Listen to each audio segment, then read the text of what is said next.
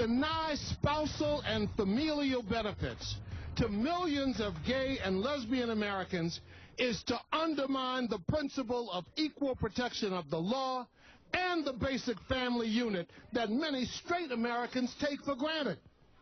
As Americans, we know that love knows no color. It knows no religion. We know that love, most especially, knows no gender.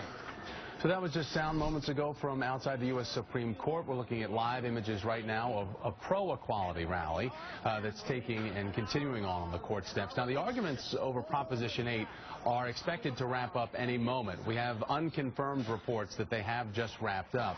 As soon as they do, we hope to get a live report from our justice correspondent, Pete Williams, who's been inside that courtroom. But basically, across the wires, we've been learning that Chief Justice John Roberts talking to Ted Olson, who was trying to have Proposition 8 and working with David Boies struck down, saying that the meaning of the word marriage by including same-sex couples, that Chief Justice Roberts was asking, are they trying to redefine the word marriage? Our Pete Williams was inside the courtroom. He joins us now. So, Pete, let's talk more about what came up and how heavily was the 1967 case, Loving versus Virginia, referenced.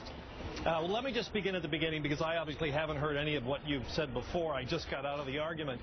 And let me give you what I think the bottom line is. Number one, it's quite obvious the U.S. Supreme Court is not prepared to issue any kind of sweeping ruling about gay rights. No member of the court seemed to be very interested in that. Secondly, the Supreme Court, both liberals and conservatives, seems to be worried about writing a decision that will apply to any state outside California. Now, the proponents for the four gay couples that brought this case are really urging the Supreme Court to say that marriage is such a fundamental right that no state can constitutionally deny same-sex couples the right to marry.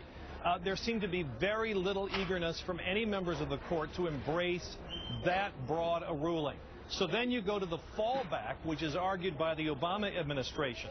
They're basically saying any state like California that gives all of the rights of marriage, the right to adopt, the rights, all the benefits, except for the word marriage, their argument is that any state that does that is unconstitutionally discriminating by just holding back the word marriage, that there's no principled reason for it if you're going to say that same-sex couples can do everything else that traditional couples can do.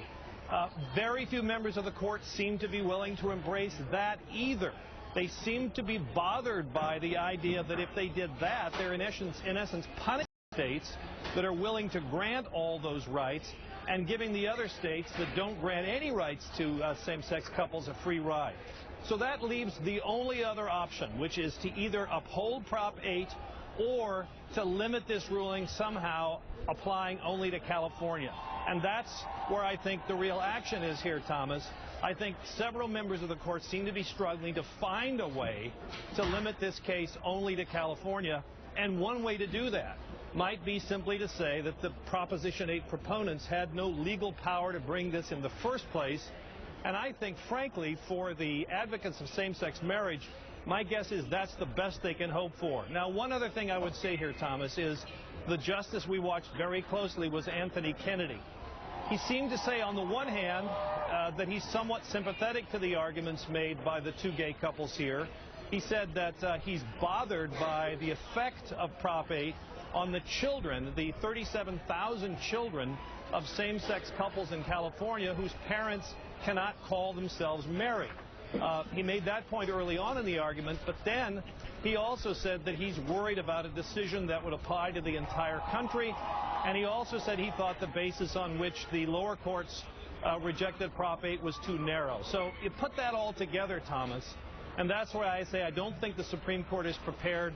And again, I have to just pause here for a second and give the caveat that, you know, this is right off the top of the notebook. The justices have a long way to go before they write their decisions, so it's always very risky to make an assessment based solely on oral argument. Having said that, I think the most that the same-sex couples advocates can hope for is a decision that basically finds some way to strike Prop 8 down without having any effect beyond California. And Pete, as you talk about asking the questions of imminent legal injury facing those thousands of children that you referenced that are growing up in same-sex households for their parents. They say that they want their parents to have full recognition and full status. This is according to reports that are in front of me right now. However, also, Kennedy said that this would be taking the Supreme Court into uncharted waters. That's the quote I have. But that Olson responded that the court did just that when it threw out bans. Yeah. Let's be clear about what Justice Kennedy means by uncharted waters. He means taking it beyond California, applying the ruling of same-sex marriage to other states in contexts that are very different from California. That's why I say I think that the justices are very nervous about any kind of decision that would apply beyond the state. But didn't the justices do that in the unanimous decision with Loving versus Virginia, where they were able to impose that beyond the state of Virginia to federalize it? Right, and that gets to the other point here. Several of the justices said that they were concerned about, in essence, rushing things. Now, this is the argument, this is one of the main arguments made by the proponents of Prop 8. They basically call Proposition 8 hitting the pause button and allowing the political process to play out. Justice Samuel Alito said today that he's concerned about recognizing a right to same-sex marriage that he described as newer than the internet and cell phones, and he said that the political process should be allowed to take its time. But some of the liberal justices did mention, as you did, that the court made a decision about interracial marriage relatively quickly. But the conservatives said no, actually that played out over many years.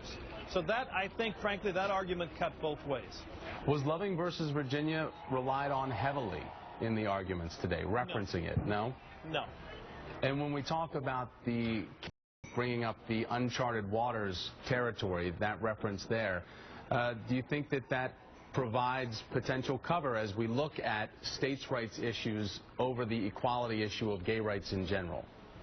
Well, that gets into tomorrow's case when you're talking about states' rights. And frankly, states' rights was not an issue today. Pete Williams outside the United States Supreme Court there. Pete, thanks so much for getting out so quickly. I appreciate it.